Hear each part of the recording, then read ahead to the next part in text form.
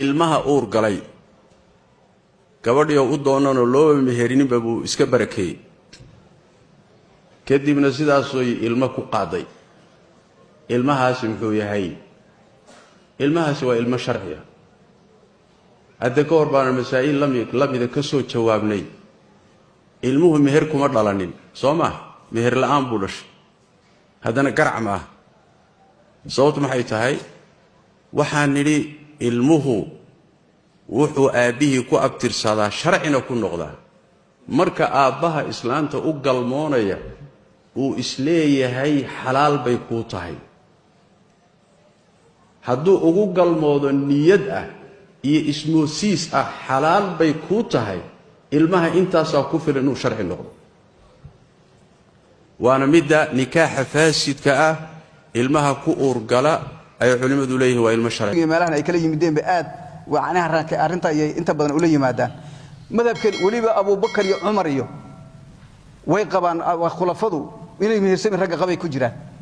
ma aha xataa markaas madaahibtan kaliya xataa ma iyo Shaafici ma marka sida raajixa way mehersami oo waa maxay wa ulaatul ahmaali ajaluhunna an yad'ana hamlahunna daasi warwa hamliga qumane way markaas ay ixtiraam kale la ictibaarinaya lagu cid tirsan boo hakaas waxani waladu zinaha bad nijaas way aabihi iyo kii qiran hayay baa loogu abtirinayso ma aragtid walil aahiri al hajar wa kana asab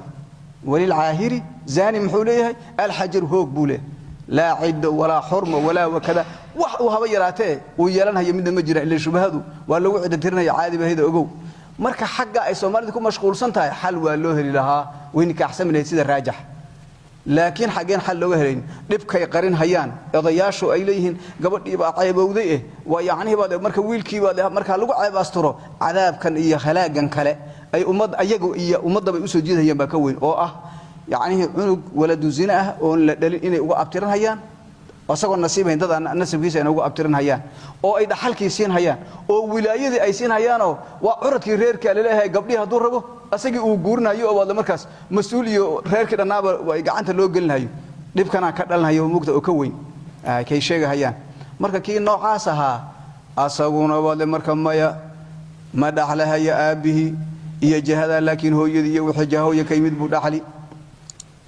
وولد زنا أصلا ما دخلها يو إلا من أم هو يموين يا وأخ منها هو يبغى ولا الكيمد ومن